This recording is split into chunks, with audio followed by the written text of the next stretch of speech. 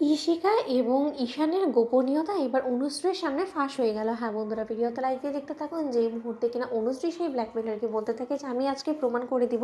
যে অনুশ্রীর ভালোবাসা, বিশ্বাস এবং অনুশ্রীর আস্থা ঈশানের উপরে কোনোটাই ভুল হতে পারে না। ঠিক সেই মুহূর্তে যখন কিনা অবশেষে অনুশ্রী সেই অ্যাড্রেস অনুযায়ী ঈশিকার বাড়ির বাইরে গিয়ে অপেক্ষা করতে থাকে ঈশানের জন্য, ঠিক সেই মুহূর্তে যখন কিনা হঠাৎ করেই অনুশ্রী দেখতে পায় যে ঈশান ঈশিকাকে গাড়ি থেকে নামিয়ে যখন কিনা অসুস্থ ঈশিকাকে বাড়িতে নিয়ে ঢুকছে, এবং তার পরবর্তীতে ঈশিকার সেবা যত্নে নিজেকে এতটাই ব্যতিব্যস্ত করে ফেলেছে যে ও রীতিমতো অনুশ্রীর ফোনটা অবধি রিসিভ করতে পারছে না। অন্যদিকে অবশেষে অনুশ্রীর ফোন ঈশান রিসিভ করা মাত্র যখন কিনা অনুশ্রী কোনো রকম কোনো কথা না শুনে যখন কিনা অনুশ্রীকে ইচ্ছে মতন ধুয়ে দেয় এবং বলতে থাকে যে কী ব্যাপার অনুশ্রী, সেই সকাল থেকে আমি লক্ষ্য করছি তুমি আমাকে ফোন করেই চলেছো কেন আমাকে ব্যতিব্যস্ত করছো, কিন্তু সেটাই বুঝতে পারছি না, আমি একটা কাজে চেন তোমাকে বলছি না। ঠিক সেই মুহূর্তে অনুশ্রী যখন কিনা বলতে থাকে যে সেটাই তো জানতে চাচ্ছে, বনিও জিজ্ঞেস করছিল যে তুমি কোথায়, কাল গোটাটা তো বাড়ি ফেরোনি, তুমি কোথায় আছো সেটা আমাকে বলো ঈশান। ঠিক সেই মুহূর্তে ঈশান যখন বলতে থাকে যে আমি রীতিমতো একটা ক্লায়েন্টের সাইট ভিজিটে এসেছি এবং সেখানেই সমস্ত কিছু দেখছি, এবং সেই সমস্ত কিছু নিয়ে আমি এর থেকে বেশি তোমাকে এক্সপ্লেন করতে পারবো না অনুশ্রী, আই এম সরি। ঠিক সেই মুহূর্তে অনুশ্রী বলতে থাকে যে কী এমন প্রয়োজন পড়ে গেল ঈশান, যার জন্য কিনা তোমাকে আমার সঙ্গে মিথ্যাচার করতে হলো, তুমি তো সম্পূর্ণরূপে মিথ্যে কথা বললে, এবং কী এমন গোপন করছো যার জন্য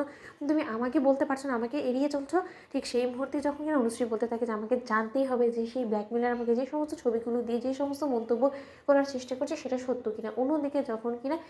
রীতিমতো সেখানে ঈশিকা আবারও প্রেগনেন্সি টেস্ট কিট দিয়ে টেস্ট করে, সেখানে প্রেগনেন্সি টেস্ট কিটেও রিপোর্ট পজিটিভ আসা মাত্র ঈশিকা যখন কিনা বলতে থাকে যে ঈশান আর কত আমাকে অগ্নি পরীক্ষা দিতে হবে সেটা আমাকে তুমি বলতে পারো, কেনই বা আমার সঙ্গে এরকম করছো, কেন তুমি ডক্টরের দেওয়া রিপোর্টের উপরে বিশ্বাস করতে পারছো না। ঠিক সেই মুহূর্তে যখন কিনা জানলার বাইরে দাঁড়িয়ে অনুশ্রী সমস্ত কথোপকথন শুনতে থাকে, এবং অনুশ্রী যখন বলতে থাকে যে কিসের প্রেগনেন্সির কথা বলছে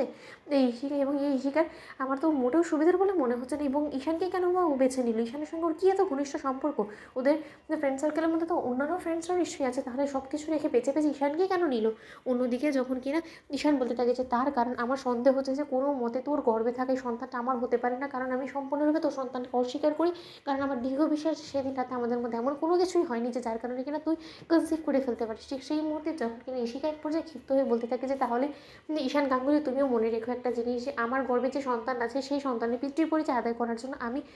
অনেক দূর অব্দি এগোতে পারি, এবং তুমি যদি আমাকে বাধ্য করো তাহলে কিন্তু আমি এবার ইন্দ্রাণী ম্যামের সামনে গিয়ে চিৎকার করে সমস্ত গোপনীয়তা ফাঁস করে দেবো। এতদিন ধরে আমি সমস্ত কিছু চুপ করে সহ্য করেছি, ব্ল্যাকমেলারের প্রেশারটাও আমি একা হ্যান্ডেল করেছি, কিন্তু আর নয়, আমার সন্তানের পিতৃ পরিচয় তুমি যদি দিতে নারাজ থাকো তাহলে তোমার আর পারিবারিক ভাবে এবার আমি অশান্তি সৃষ্টি করার চেষ্টা করবো, এই কথাটা মাথায় রেখো। ঠিক সেই মুহূর্তে ঈশান বলতে থাকে তোর যা ইচ্ছে তুই করে নি, কিন্তু তার সত্ত্বেও কোনো মতে তুই কোনোভাবেই প্রমাণ করতে পারবি না যে তোর গর্ভে থাকা এই সন্তানটা আমার, এবং আমি তোর সন্তানকে কোনো মতেই পিতৃ পরিচয় দেবো না। ঠিক সেই মুহূর্তে অনুশ্রী চমকে উঠে। তখন ধরে লাইক, শেয়ার করো, সাবস্ক্রাইব করো।